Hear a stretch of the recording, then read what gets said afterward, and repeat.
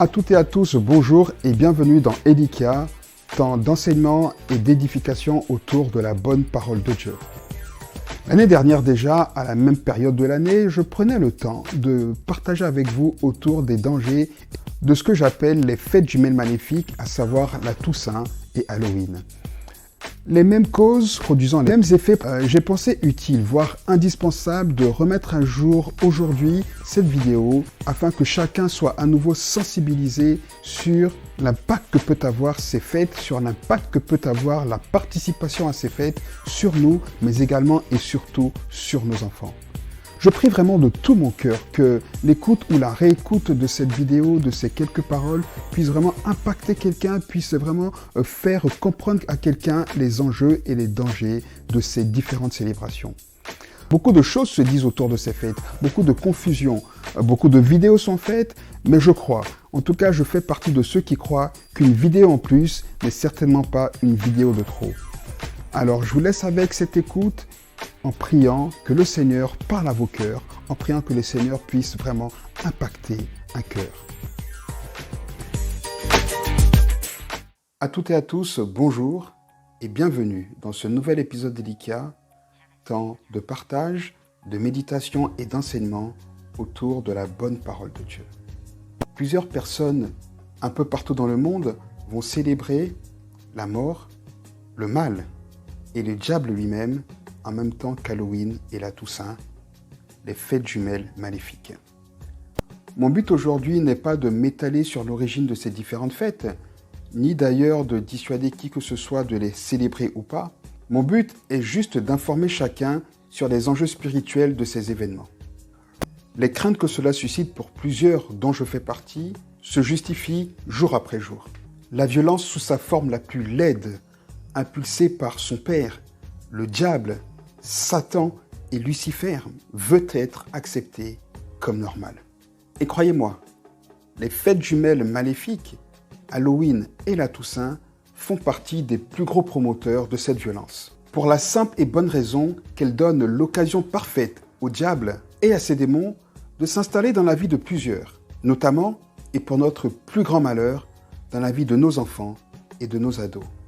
Peut-être que tu crois que tous les problèmes d'ordre psychique et psychiatrique, de plus en plus nombreux, de plus en plus diversifiés et fréquents, que nos enfants, nos ados et bien évidemment les adultes eux-mêmes rencontrent et qui pour la majorité ne trouvent aucune explication rationnelle ni scientifique, sont liés au stress de l'époque, à la Covid, au manque de structure familiale ou encore aux divers problèmes d'identité. C'est vrai, mais pas que. Pour plusieurs, voire pour beaucoup, l'origine de ces troubles psychiques se trouve dans une activité démoniaque envers eux. Et oui, le diable existe et continue de posséder, de prendre le contrôle de la vie d'hommes et de femmes sur la terre en vue de les détruire. Et tu sais quoi?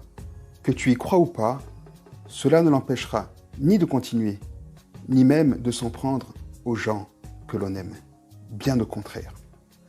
La Bible présente le diable comme un voleur qui tente par tous les moyens de passer la clôture pour entrer dans la propriété et y prendre ce qui l'intéresse en vue de le démolir, de le détruire.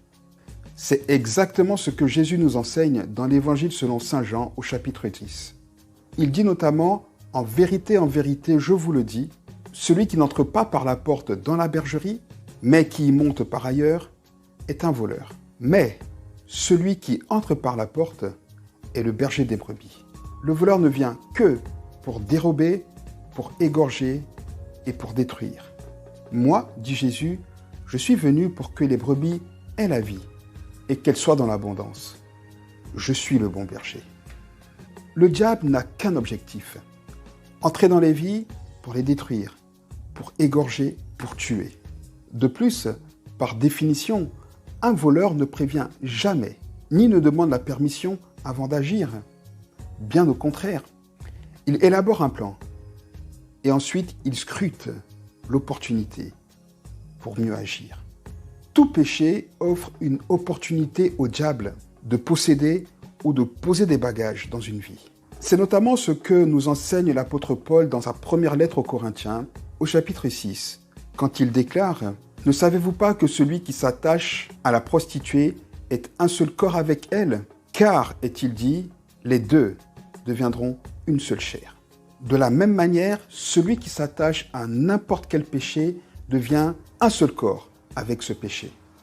Et puisque le péché nous coupe de Dieu, il laisse la place au diable de venir forcer la porte de nos vies. Aussi, s'associer à des événements qui célèbrent la mort, le mal et le diable, comme les fêtes jumelles maléfiques, la Toussaint et Halloween, c'est faire une seule chair avec elle et ainsi offrir une opportunité extraordinaire au diable pour venir forcer et posséder nos vies. Dans ces temps de la fin où, comme nous le dit clairement la Bible, le mal est appelé bien et le bien appelé mal, il nous faut absolument être très vigilants. Le diable sait que son temps est compté et plus que jamais, il rôde comme un lion rugissant, cherchant à dévorer quelque proie que ce soit qui s'y prête.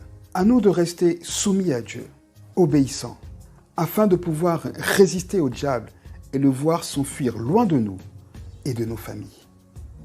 Que celui qui a des oreilles entende ce que l'Esprit dit aux églises. Que Dieu vous bénisse. N'hésitez pas, si vous ne l'avez pas encore fait, à nous rejoindre sur notre page Facebook et sur notre chaîne YouTube.